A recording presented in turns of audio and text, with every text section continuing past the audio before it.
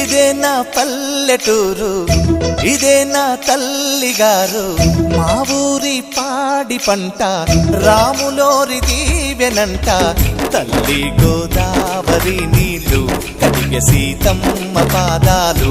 ఊరంతా hi hi hi, మనసంతా hi hi hi. ఇదే నా పల్లెటూరు, ఇదే నా తల్లిగారు. మా ఊరి పాడి పంట రాములోరి దీవెనంట.